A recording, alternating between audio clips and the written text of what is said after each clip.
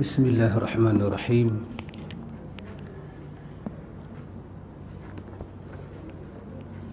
Alhamdulillah Rabbi yassir wa a'in. Amma ba'du.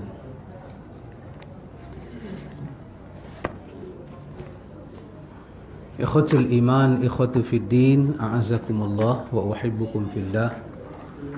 Alhamdulillah, summa alhamdulillah. Alhamdulillah ikhwan, dengan limpah kurnia daripada Allah Jalla wa'ala, kita sambung majlis ta'lim kita. Kita menggunakan buku yang bernama Fiqh Sunnah. Fiqh Sunnah ditulis oleh seorang yang terkenal,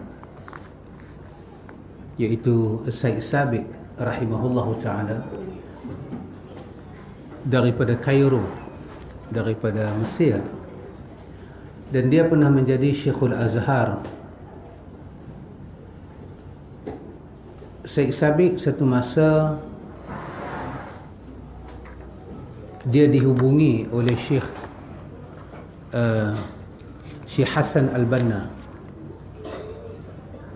Saya tidak tahu di sini ada ke tak ada, tapi dalam yang asal ada. Syekh Sabiq dihubungi oleh Hasan Al-Banna. Kita tahu ketika itu Mesir dalam dilema yang besar. Hasan Al-Banna hantar surat kepada Syekh Sabiq. Dia meminta kepada Syekh Sabiq, kata dia, demi da'watul Islamiyah wa batha al-ahkami diniyah, demi untuk memberi suatu dakwah Islamiyah dan mengangkat hukum-hukum hakam agama, dia minta Syekh Sabiq boleh memberi sedikit suatu suatu sumbangan dalam dakwah ini, menulis suatu buku yang boleh dijadikan panduan, hatta yakuna an-nas 'ala bayyinatin min amrihim fil ibadatihim wa a'malihim. Wa qad qala Rasulullah sallallahu alaihi wasallam, man yuridillahu bihi khairan yufaqihu fid din. Wa innamal ilmu bitta'allum.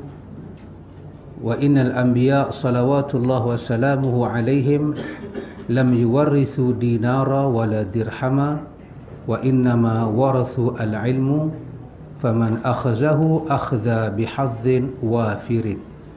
Itu perkataan Hasan Al-Banna kepada Syekh Sabiq, supaya dia boleh menulis suatu buku yang dapat dijadikan suatu hubungan dalam kita memahami fiqh agama ini, sehingga kan manusia dapat suatu penjelasan tentang bagaimana ibadat nak dilakukan, bagaimana amalan-amalan mereka.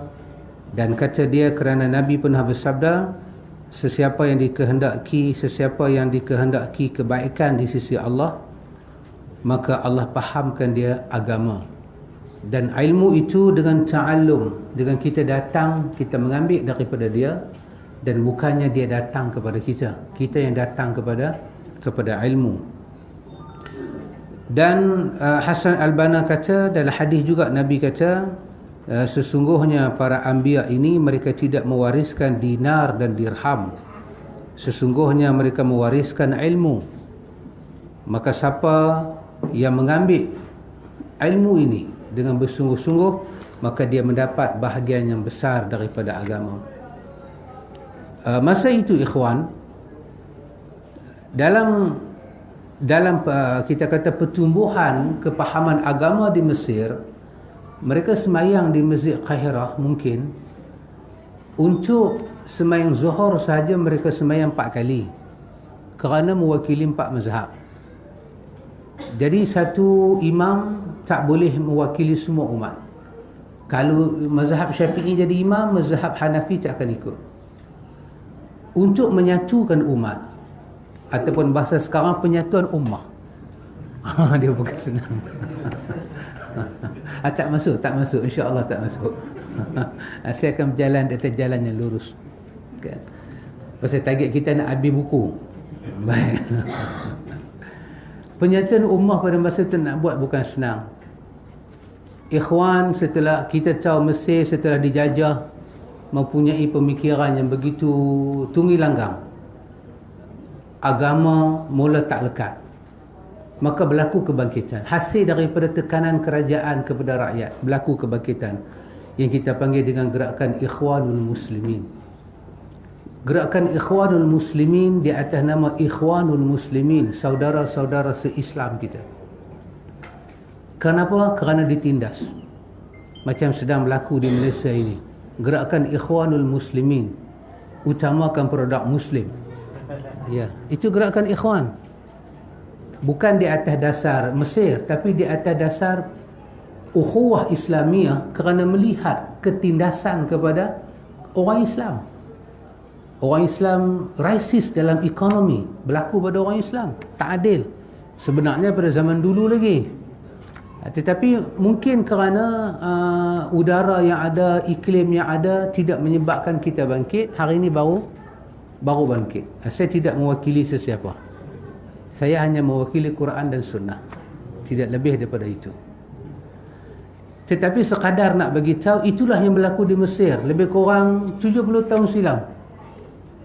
Zaman itu ada Hassan al-Banna. Jadi untuk menyatukan orang Islam kepada dia punya, kita kata wahdatul fikr, wahdatul fikrah ni susah. Kerana ada ghazwatul fikri, serangan pada pemikiran yang sangat dahsyat. Bila orang Islam nak bersatu saja, isu itu timbul. Kira timbul isu itu untuk jadikan orang Islam tidak bersatu. Sekecil-kecil mana isu dibangkit, jangan bagi bersatu. Jadi Hassan al-Banna tak boleh melihat keadaan ini. Maka dia melakukan gerakan pembersihan pemikiran. Dia masuk jumpa orang kaya, dia masuk jumpa sebahagian daripada orang yang dekat dengan pemimpin, dia jumpa orang bawahan, dan dia masukkan kepentingan kita hidup secara ukhuwah. Secara ukhuwah. Maka Hassan al-Banna dia tak boleh melihat kepada aliran apa kawan tu. Kerana dia punya hadaf, dia punya maksud utamanya ialah untuk mengangkat umat daripada di bawah naik ke atas. Penindasan itu tak dapat diterima lama. Kerana Mesir kita tahu sejarah dia memang ditindas. Bangsa Fir'aun menindas bangsa asal yang ada di situ. Tak dapat diterima. Antara Bani Israel dengan Qibti, itu tak dapat. Tak pernah duduk sekali. Antara kaum Nabi Musa dengan bangsa daripada Fir'aun, tak boleh duduk sekali. Kerana itu bila Nabi Musa tampak kawan tu, dan kebetulan kawan tu meninggal, jadi isu. Maka Musa dianggap bunuh kawan tu. Kebetulan kawan tu ada pertalian bangsa dengan Fir'aun. Maka Musa diburu. Jadi tak pernah habis keadaan itu. Allah Jalla wa'ala mentakdirkan bila Hassan al-Banna datang, dia kata perlu buat sesuatu. Seorang dia ikhwan, dia melakukan gerakan tajdid, pembaharuan pemikiran. Tapi dia nak menyatukan orang ni tak boleh. Ada sufi, ada tasawuf, ada faham 4 mazhab. Dia pun ni tak boleh bersatu. Maka dia memerlukan bantuan daripada ulama. Dia tu ustaz dah, Syed Sabiq ni, dia ni aliran agama. Tetapi ni Hassan al-Banna ni aliran agama. Tetapi mungkin kewibawaan dia tu, dia punya, kita kata waqar dia, kewibawaan dia itu orang macam tak iktiraf. Memerlukan satu tokoh yang dihormati masyarakat. Maka dia meminta bantuan Syed Sabiq. Syed Sabiq bila baca surat Hassan al-Banna, dia melihat kepada ukhuwah Islamiyah. Maka dia tulis buku ni di tangan kita ni, Fiqh Sunnah. Melihat kepada masalah di Mesir bukan satu mazhab, maka dia membentangkan buku dia ini di atas aliran mazhab. Dalam buku ni tidak satu mazhab kita jumpa, paling kurang 4 mazhab.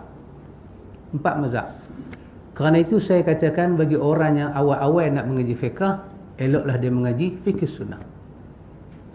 Dan inilah buku yang pertama saya mengaji dengan Ustaz Lah. Buku ni saya khatam dengan Ustaz Lah. Khatam dengan dia. Tapi masa tu dia baca yang Arab. Saya macam tikus tengok besi. Jadi apa yang dia faham, apa yang saya tak faham lah. Dia baca. Dia kata hang kena baca buku ni. Sebab buku ni boleh bagi kepada hang cahaya. Sebab otak hang ni berkeladak teruk. Baca buku ni. Jurumu. Baca. Memang betul bila kita baca buku ni, satu hukum dibahas di atas 4 mazhab. Tentulah buku apa pun ada dia punya kelebihan, ada dia punya kekurangan. Itu dapat kita terima. Kelebihan Syekh Sabit sampai hari ni dipuji. Albani puji, anak-anak murid Albani puji cara Syekh Sabit menyusun bab dalam buku ni. Sangat dahsyat. Dia seolah-olah memandang masalahnya Hasan Al-Banna cerita pada dia tu, dia melihat orang ni tak boleh bersatu kerana tidak ada asas langsung. Tak ada asas. Asas dalam fiqh ni tak ada langsung. Kepahaman fiqh tak ada langsung. Maka dia buat buku ni ikhwan di atas asas sangat-sangat.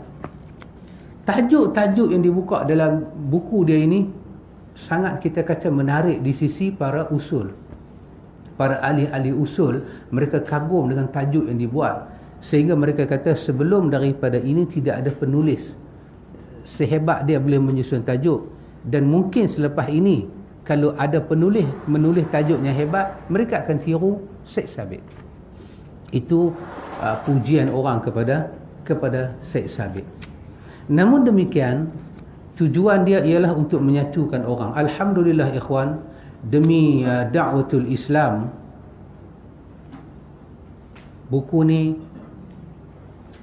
ditulis dan diangkat dalam usrah-usrah ikhwan, maka terselesailah satu masalah.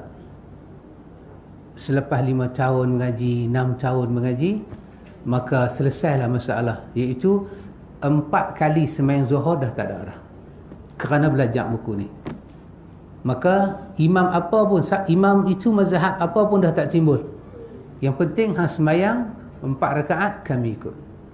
Maka selesai. Tapi buku ni dia bukan buku akidah, dia buku fiqh. Maka masalah akidah yang ada di Mesir ketika itu kekal ada, tapi masalah fiqh tu selesai. Jadi tasahul sebentar, selesai masalah fiqh tu, tak timbul hang mazhab apa, aku mazhab apa. Nanti Syekh Sabit akan cerita sedikit 2-3 masalah yang dia lihat berlaku di Mesir di kalangan para ulama.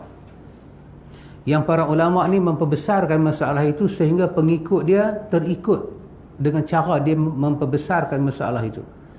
Kalau satu bab tu dalam satu mazhab dikatakan tak sah ataupun batal, dia memperbesarkan kalimah tu, tak sah batal, sampai anak murid tu telan benda tu, dia pergi mengajak macam mana pun dia duduk kekal tak sah batal, seolah-olah tak sah dan batal itu mewakili Quran dan sunnah Islam ni secara kulli, sedangkan itu bukan mewakili Islam secara kulli. Itu pandangan, satu nazari, satu pandangan daripada satu, kita kata Islamic scholar. Dengan izin Ustaz Yuk, ya. Naik kapal terbang kan cakap Melayu. Naik bas ekspres tak apalah.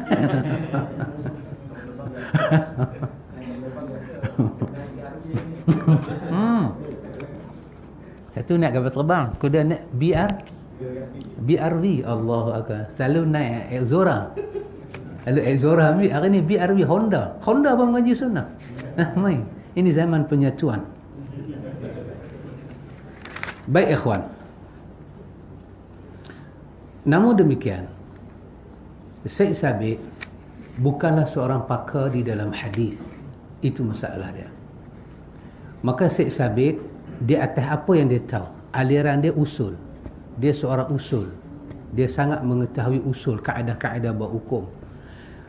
Maka adalah beberapa perkara dalam buku dia ini, hadis-hadis yang dibawa agak tidak disenangi oleh para, kita kata para muhaqqiq yang mutaakhir, muasarah.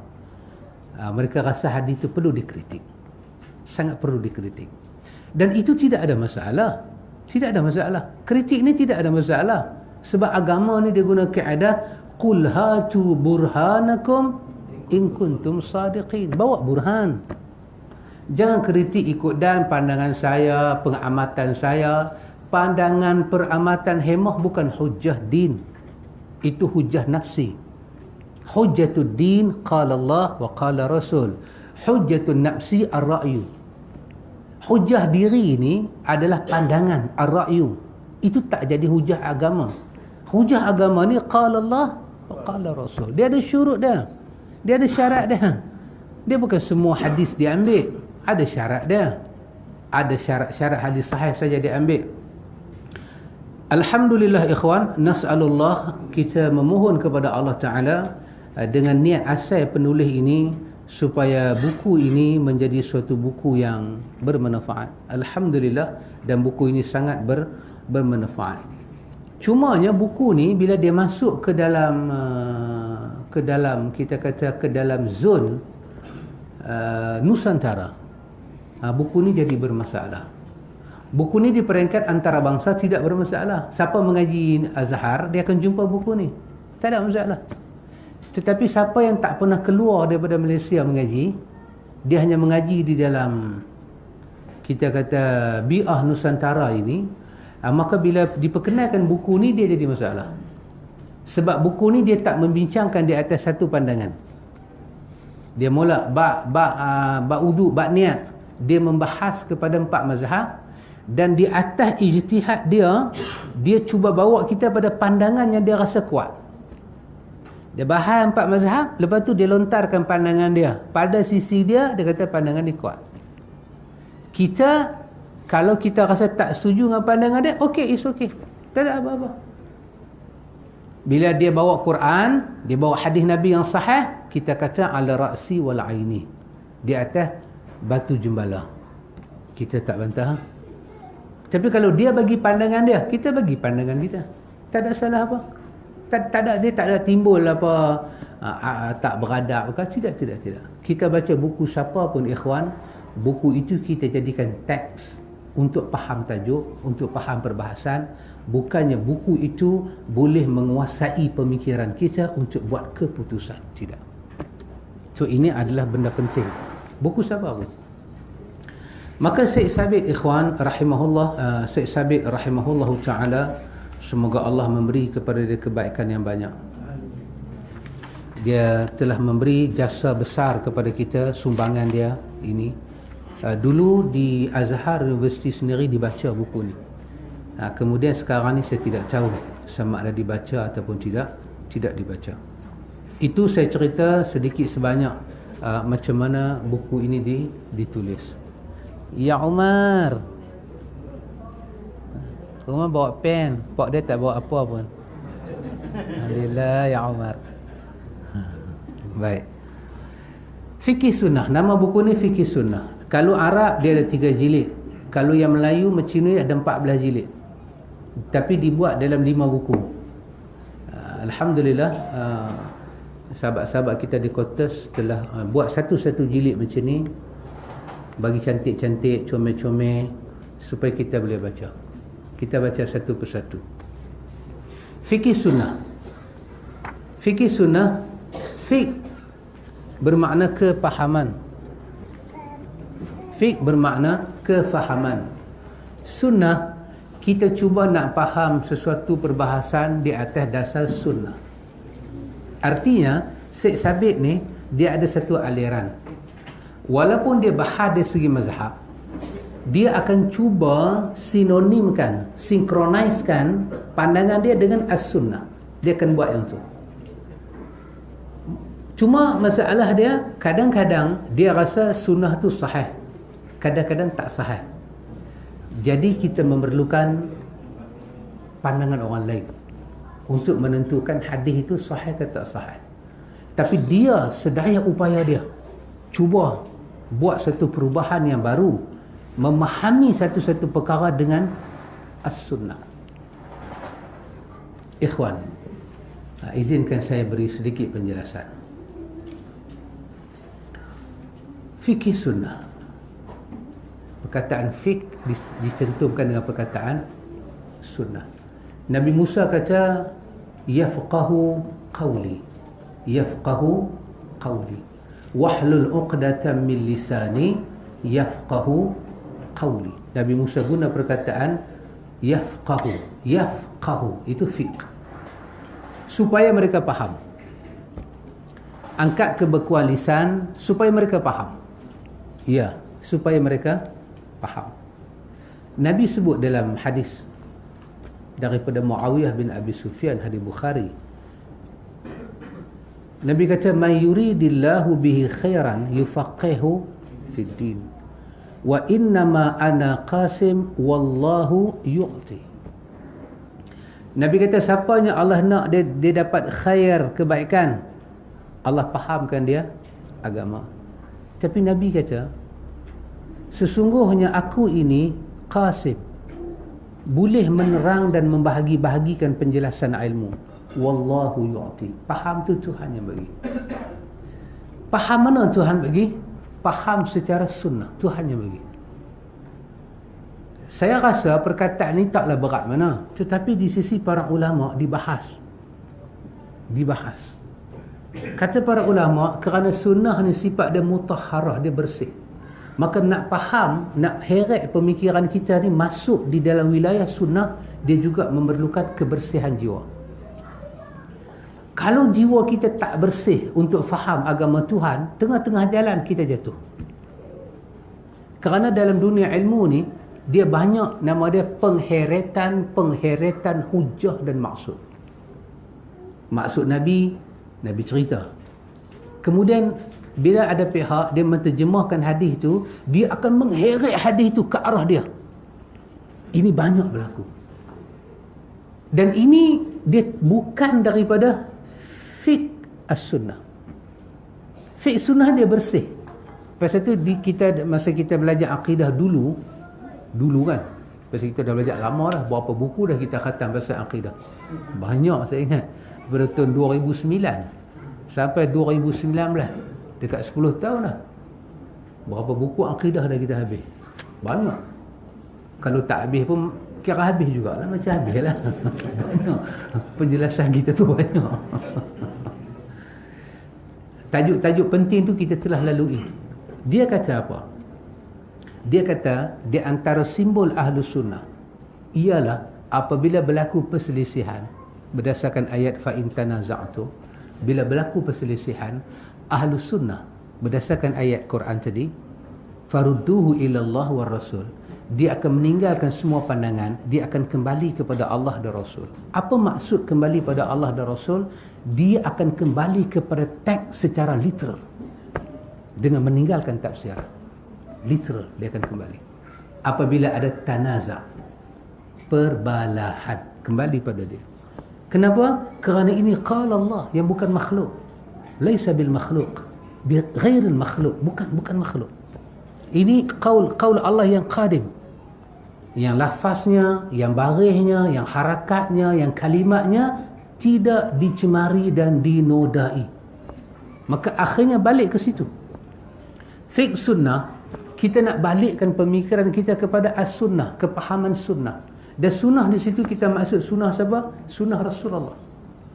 Macam mana Rasulullah faham?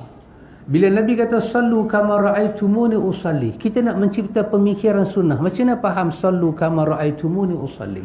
Maka ramai orang bagi tafsiran tentang hadis itu, sehingga kita jadi keliru. Bila jadi keliru, kita kembali pada teks dia. Sallu kama ra'aitumuni usalli. Nabi arahkan kita melihat kepada siapa sembahyang, dia sembahyang.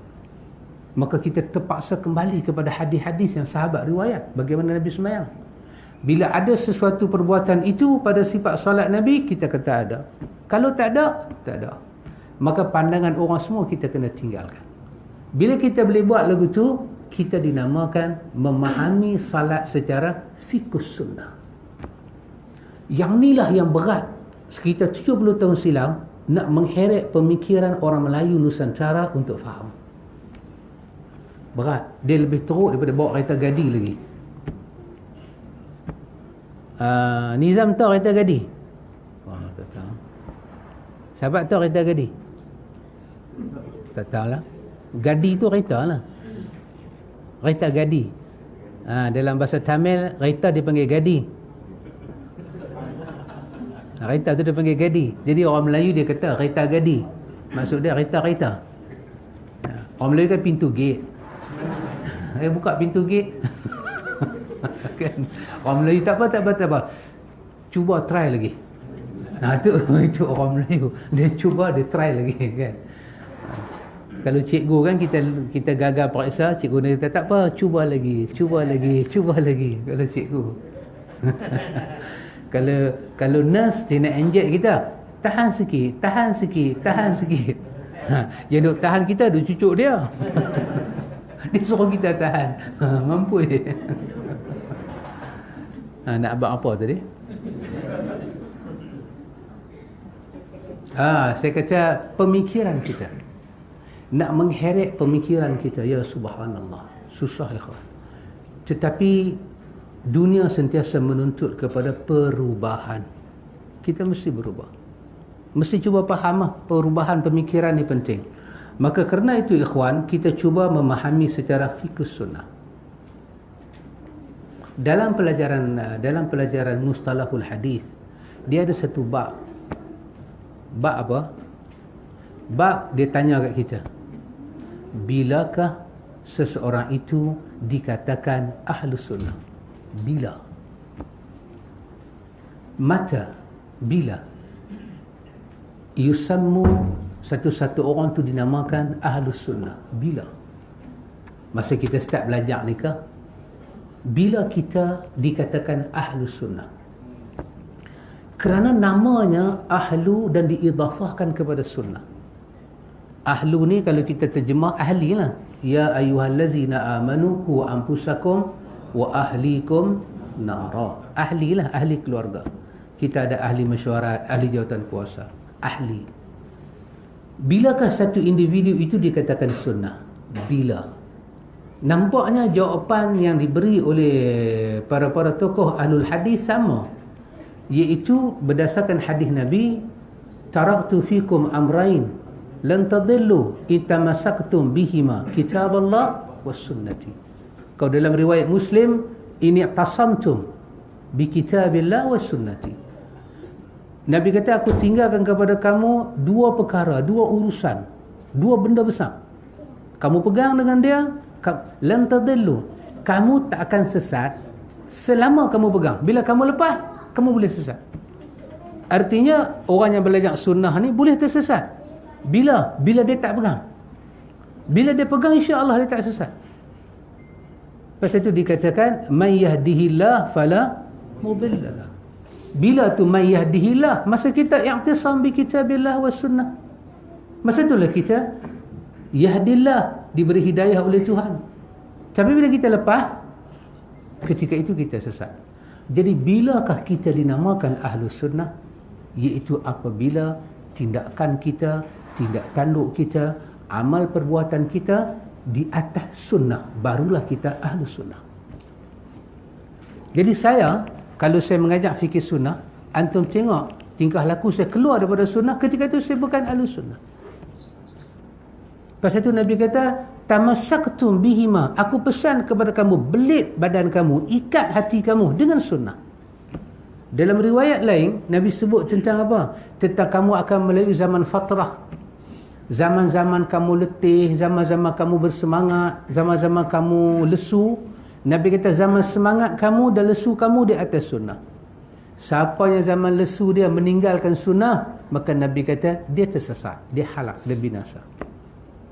Jadi belajar sunnah ni senang. Nak faham sunnah pun saya boleh kata senang. Tetapi nak iltizam di atas sunnah tidak senang.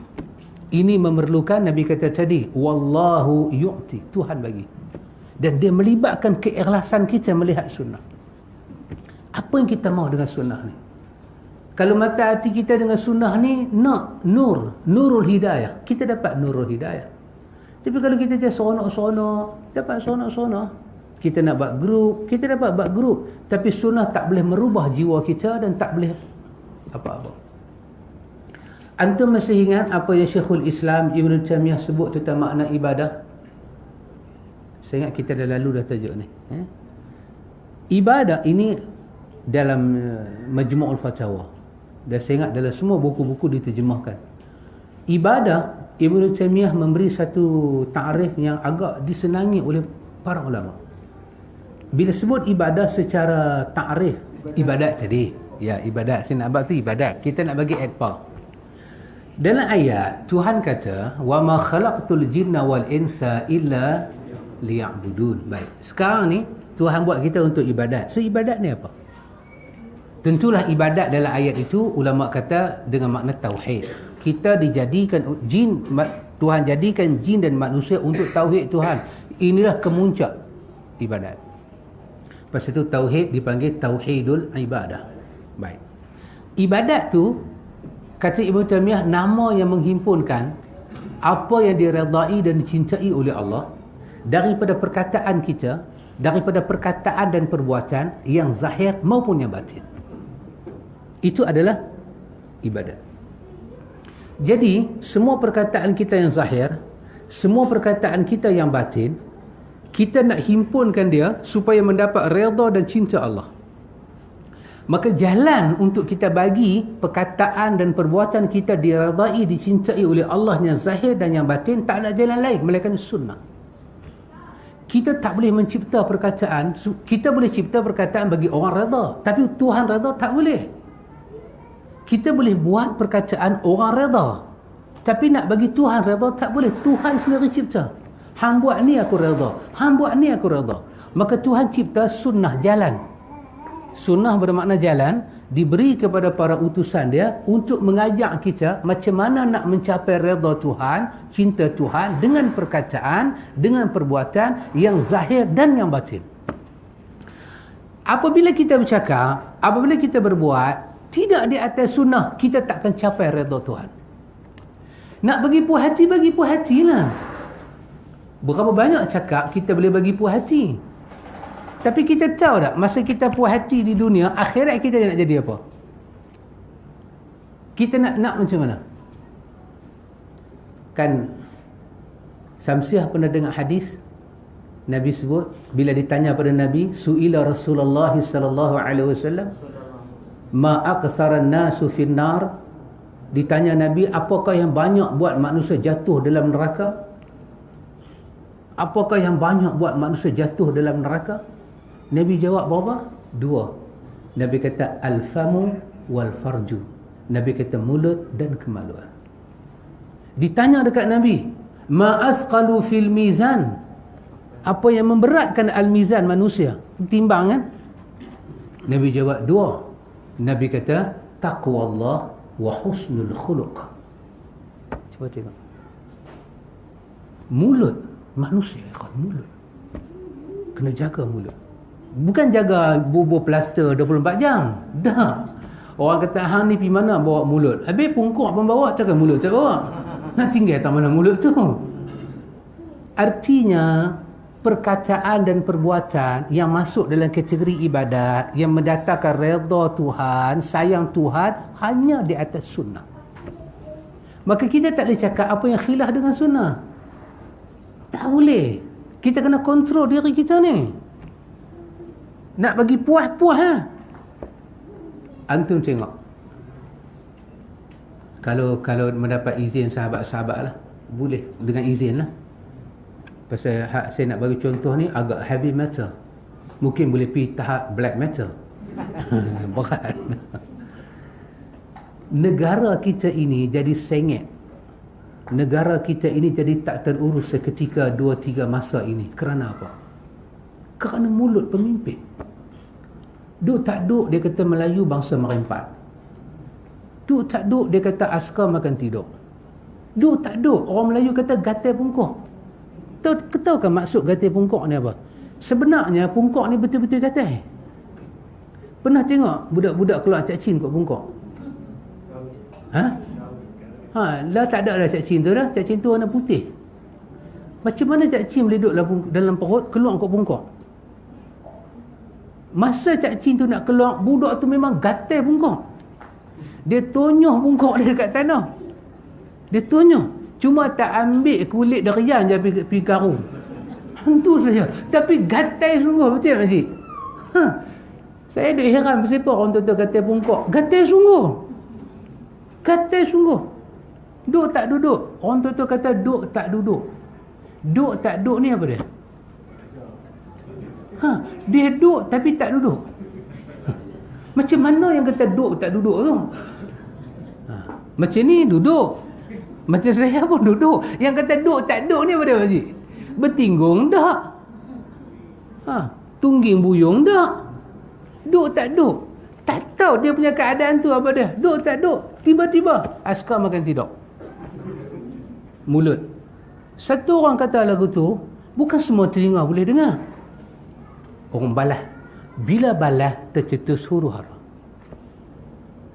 Duduk tak duduk Melayu bangsa pendatang. Loh, tak ada kerja lain ke nak buat? Charity dalam dunia ni banyak ada boleh buat. You are minister, banyak nak buat. Tiba-tiba duduk tak duduk, yang tu dia teringat nak kata. Bila dia kata lagu tu, jadi apa?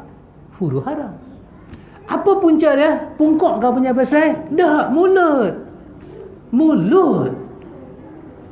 Apa yang banyak memasukkan manusia ke dalam neraka? Nabi kata alfamu, mulut. Dua isi yang kapit lidah ni, mulut. Senang dia cakap ikut dan. Kerana cakap itu berlakulah perhimpunan penyatuan ummah. Ya. Pasal apa negara jadi huru-hara? Mulut. Masalah dia mulut ni tak ambil insurans takaful. Dan insurans mulut ni tak ada. Sebab pihak insurans tak boleh bayar amount yang banyak untuk orang tak jaga mulut ni. Oh, susah. Tak susah kalau di atas sunnah. Dalam riwayat kita dah jumpa. Baru ni saya jumpa ustaz mana? Dia bagi buku. Dia tulis buku. Apa nama dia? Saya ambil gambar dengan dia. Ustaz Razak Ustaz Abdul Razak. Ustaz Razak Ustaz Abdul Razak nama dia. Ustaz Razak dia tulis buku. Jaga lidah. Terbaca buku dia. Bagus boleh. Supaya lisan kita ini ikhwan sama dengan as-sunnah. Pasal tu ikhwan, Nabi kata apa dalam riwayat? Kita boleh buka dalam Sahih Muslim. Nabi kata, man kana yu'minu billahi wal yawmil akhir. Siapa ada iman pada Allah dan hari akhirat. Tengok bahasa dia. Rukun iman ni ada 6. Tapi bila Nabi sebut 2. Allah dan akhirat. Sebab permulaan dan penyudah. Apa kita buat atas dunia kalau bukan kerana Allah, kita kena selesai di hari akhirat. Maka siapa yang merenung hari akhirat, man kana yu'minu billahi wal yawmil akhir, Nabi kata falyaqul khairan aw liyasmut. Bagi ada di mulut kita cakap baik atau diam. Ya, betul ikhwan, betul. Karena itu kita memerlukan sunnah untuk didik kita, untuk asuh. Saya letak selendang di bawah, saya pakai jubah, saya simpan janggut bawah dagu. Belum tentu saya boleh jadi baik kalau saya tak ada sunnah. Dan belum tentu saya dapat sunnah, saya boleh jadi baik kalau saya tidak ikhlas dengan sunnah. Mata hati saya ni mau apa dengan sunnah? Nabi kata dalam riwayat Muslim, fa inna khairal huda, fa inna khairal hadiyu Muhammad. Sebaik-baik petunjuk huda, sebaik-baik benda kamu nak ambil buat petunjuk jalan hidup. Sebaik-baik benda kamu nak buat kompas hidup, nak tengok dia kamu nak berjalan, nak ambil dia sebagai panduan, sebagai huda, al-hadiyu, sebagai petunjuk nak buat sesuatu. Nabi kita petunjuk Muhammad. Petunjuk Muhammad. Betul ikhwan, kita belajar dengan ikhlas sunnah ni, dia didik jiwa kita. Dia didik.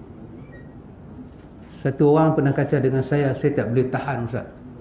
Saya tak boleh tahan. Orang kata kat lelaki saya teruk sangat. Lelaki saya bukan jahat. Dia pun kata teruk sangat kat lelaki saya. Saya tak boleh terima. Lelaki saya duduk sengat lagu tu je. Saya kata jawab. Lelaki dia kata, Ustaz Alim kata tak boleh jawab. Kok nama aku? Apa punya lelaki? Dia pakai nama saya. So bini dia mai Saya tak boleh Ustaz. Saya hormat kat Ustaz. Saya tahu Ustaz ni Ustaz. Tapi saya minta maaf Ustaz.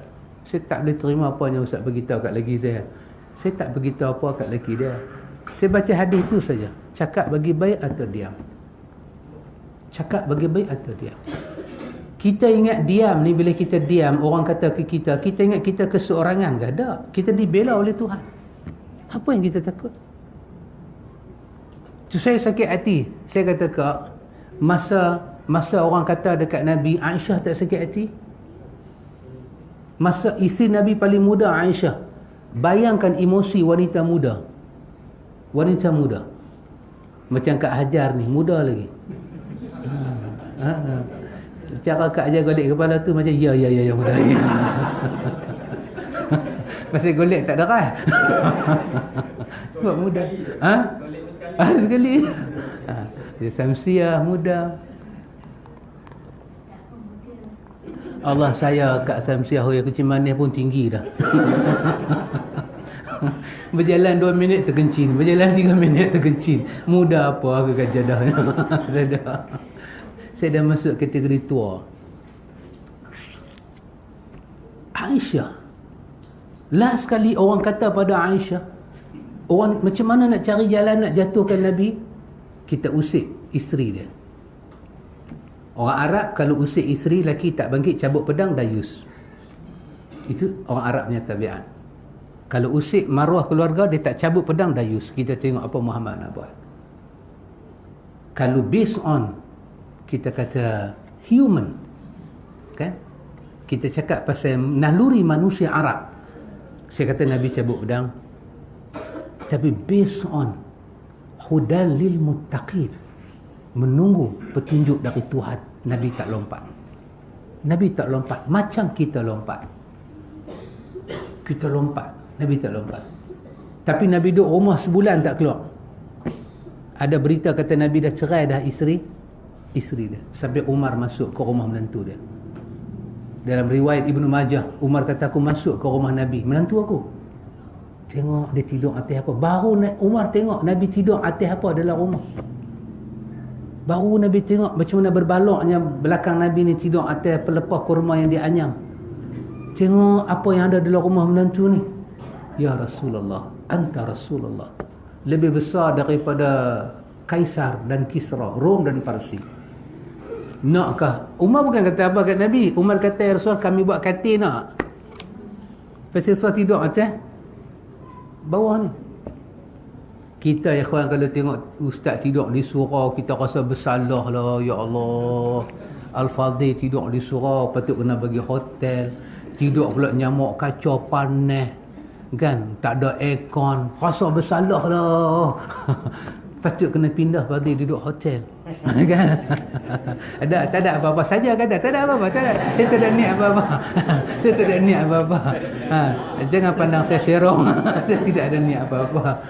Saya kata apanya orang pandang. Kan? Itu kan contoh. Buat katil je, serir buat katil.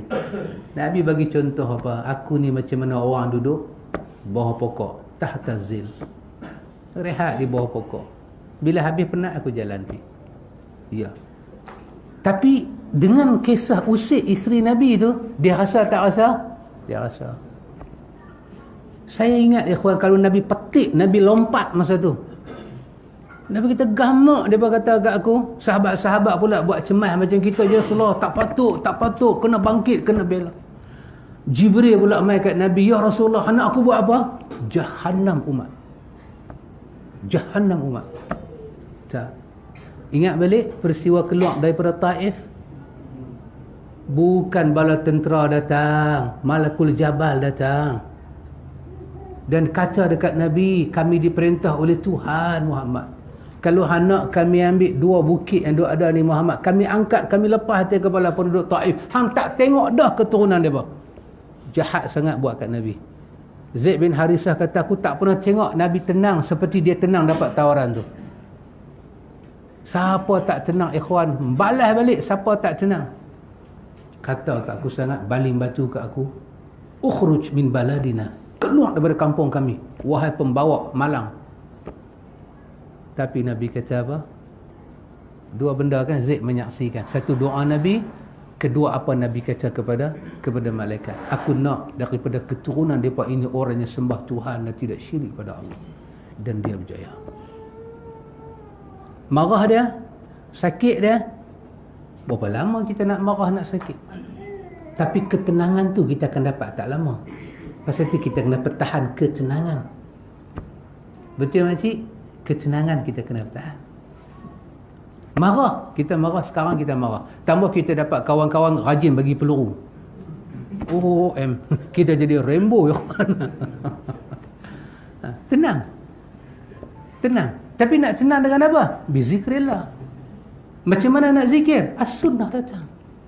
As-sunnah datang, tunjuk macam ni, buat macam ni, buat macam ni. Yakinlah dengan sunnah. Buat seperti sunnah, Tuhan campak kepada kita sa'adah, kebahagiaan hidup. Tuhan campak kepada kita damai hidup. Damai hidup bukan dengan harta. Harta kadang-kadang membantu juga kita damai. Tapi pelik kan, orang mukmin ni dia pelik. Ajaban li amril mu'min, inna amrahu lahu kullu khair. Orang mukmin ni pelik, semua urusan dia ni baik kat dia. Jadi kita start view apa? 9 tepat. Ke 10 tepat kita berhenti. Saya tak mau kuliah panjang-panjang. Short but sweet. Yes. Short but sweet. Ni dengan short terus, tak boleh short terus. Short but sweet. Begitulah kedudukan sunnah, ikhwan. Dia memberi kepada kita pertunjuk kebahagiaan sunnah. Kita dapat sa'adah, damai. Ya, damai, ikhwan. Baik, maka itulah maksud fikih sunnah. Baik, antum tengok muka surat ketiga. Saya baca daripada kulit ke kulit. Kalau kulit depan sekali itu dia kata Syekh Sabiq Fikih Sunnah jilid 1, dialih bahasa oleh Mahyudin Saf, penerbit Victoria Kuala Lumpur. Kuala Lumpur ni, Kuala Lumpur punya, saya punya Indonesia punya. Victor Agency Kuala Lumpur. Penulis pengalih bahasa Mahyudin Saf. Kita bagi pujianlah kepada dia, ikhwan, kerana dia mengalihkan bahasa daripada Arab kepada Melayu. Saya rasa 95% tepat.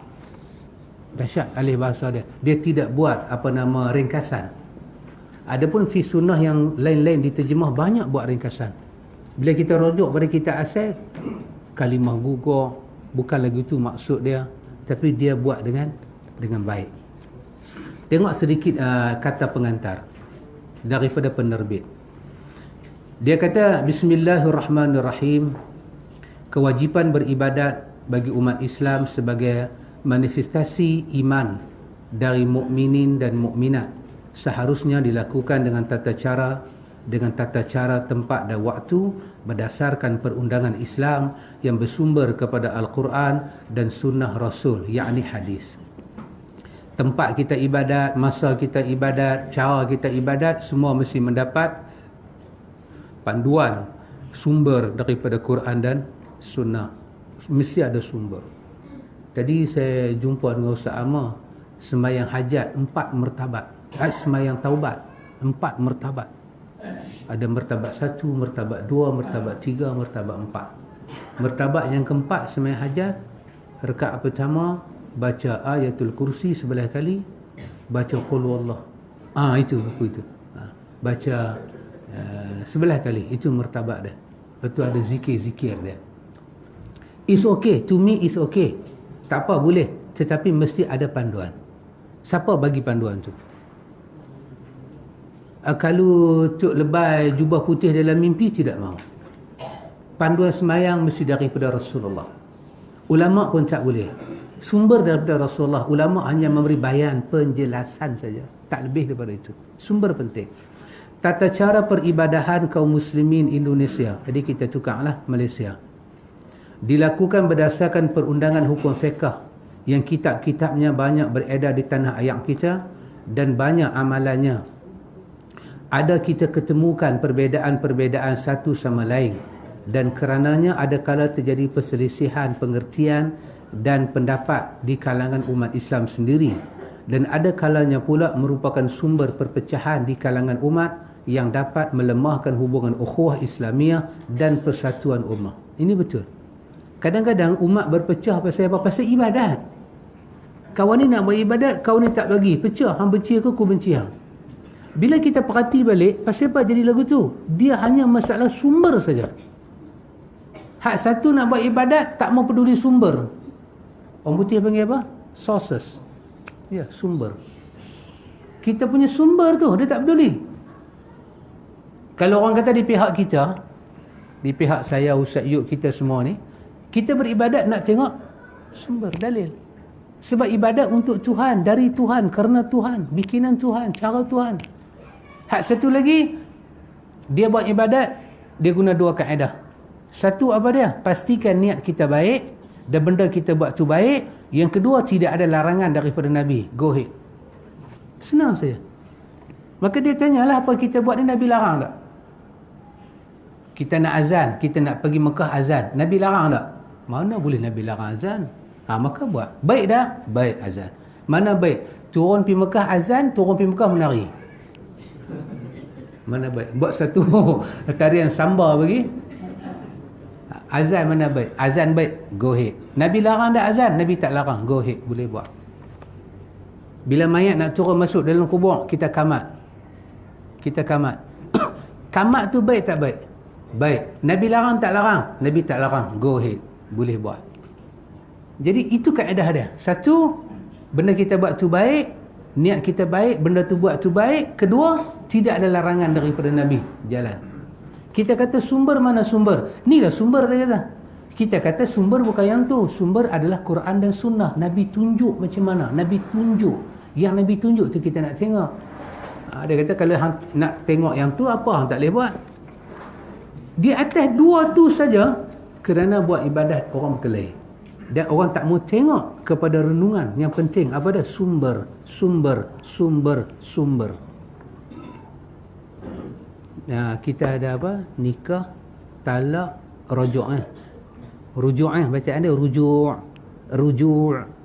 Kita pun kena rujuk lah. Rujuk ni maksud dia apa? Kembali. Bila kawan tu cerai, dalam proses iddah boleh rujuk. Maksud dia kembali, suami kembali kepada isteri. Buatlah sesuatu yang mengembalikan. Pergilah abang minta maaf boleh tak? Hari tu abang terlajak, abang makan air ketum. Ini kepala abang dah elok dah. Abang minta maaf boleh tak? Kan? Bini kata tak mau, tak mau, tak mau. Rujuk dia tak perlu bini tak mau. Rujuk hak suami, betul Ustaz? Rujuk hak suami. Suami peluk bini kat belakang, kira rujuk. Walaupun bini lari, hambat. Dia lari hambat. Aku nak rujuk. Pasal apa? Pasal orang Islam kena rujuk kepada Quran dan Sunnah. Itulah makna rujuk. Baik. Adapun buku ini berjudul Fiqh Sunnah, terjemahan dari kitab yang berjudul Fiqh Sunnah, karangan Syed Sabit. Dari kitabnya juzuk pertama, cetakan ke-7, diterjemahkan dalam bahasa Indonesia oleh saudara Mahyudin Saf, jilid 1. Dan seterusnya kami terbitkan dalam bentuk terjemahan ini dengan harapan dapat dijadikan sebagai buku pegangan bagi kaum muslimin dalam mempelajari hukum fiqh dalam bahasa Indonesia. Dan bahasa kita dengan mereka pun tak ada jauh sangat. Kita kata perlu, mereka kata butuh. Betul? Kan? Kita kata lalu, mereka kata lewat. Betul? Itu saja. Kita kata bila, mereka kata kapan. Kita kata petang, mereka kata sore. Itu saja. Hak lain rasanya serupa aja, mandi juga. Kecuali kita dengan raja beza. Kita makan, raja santap. Kita tidur, raja beradu. Kita mandi, raja bersiram. Kita mati, raja mangkat. Maka raja tak ada yang tidur. Kesemua raja beradu. Begitulah. Sebagaimana dikatakan oleh pengarangnya, buku ini membahas masalah-masalah fiqh Islam dengan disertai dalil-dalil Quran dan hadis yang sah, yakni yang sahih, dengan melengkapkan pertikaian, dengan melenyapkan pertikaian dan fanatik mazhab. Ini di antara maksud besar buku ni. Yang Hasan Al-Banna minta tu, nak menyatukan umat Mesir supaya fanatik mazhab hilang, pertikaian itu hilang. Bila kita tengok kawan tu semayang tak baca kunut subuh, kita tidak mengangkat pertikaian. Kita tahu ada mazhab lain berpandangan demikian. Tak ada apa-apa. Bila kata fanatik, Tengah sembahyang kita boleh usyar pere tepi mata, ikut mata. Alamak, pelik W. Tengok depan balik. Yang tu artinya kita memberikan kita membuka perbahasan. Maka jadi masalah. Baik, semoga dengan penerbitan terjemahan jilid 1 ini dapatlah kiranya dengan mudah mereka mempelajari fikih Islam dan dapat pula menetralisir apa dia? Neutral lah. Ini bahasa orang putih di Indonesia kan? Ya, neutralize. Ya, neutralize. Ustaz Nizam dahsyat orang putih Saya duk perhati lama dah tu. Bahasa orang putih Ustaz dahsyat. Lama dah saya duk perhati. Pertarungan pemikiran umat Islam Indonesia dalam bidang peribadahan. Kepada Allah kami persembahkan Dharma Bakti. Apa ini? Dharma Bakti. Sumbangan Wow. Sahabat adik-beradik Indonesia ada. Dharma Bakti. Dulu ada satu pelakon nama dia Dharma. Dharma Harun Ar-Rashid dia berlakon dengan Pak Amit Gurga. Ada tengok? Sikit punya gila. Jangan banyak gila, sikit tak apa.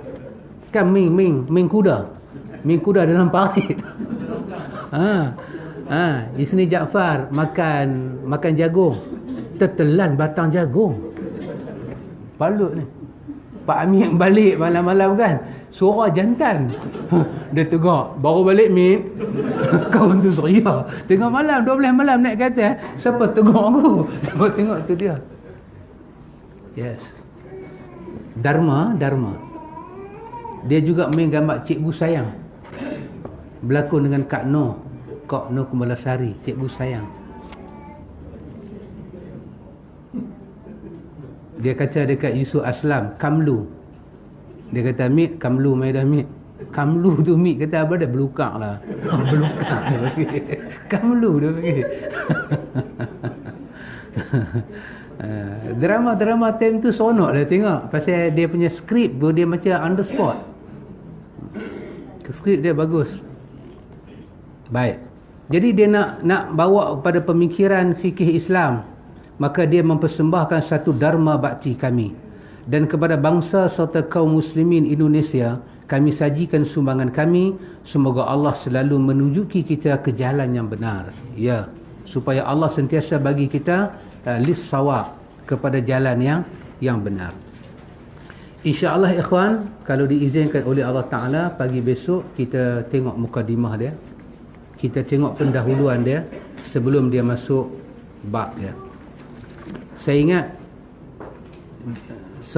sekitar 400 muka surat ni, saya rasa sebelum berakhir 2019 habis. Bukan lama mana pun. Bulan 10, 11, 12 habis kan? Kita start maghrib macam ni, isyak macam ni, daurah esok habis. InsyaAllah habis. Saya tak kata pasti habis, saya kata insya-Allah habis. Boleh. Kita nak menyingkap insya-Allah. Wallahu ta'ala a'lam. Subhanakallahumma wa bihamdika asyhadu an la ilaha illa anta astaghfiruka wa atubu ilaik.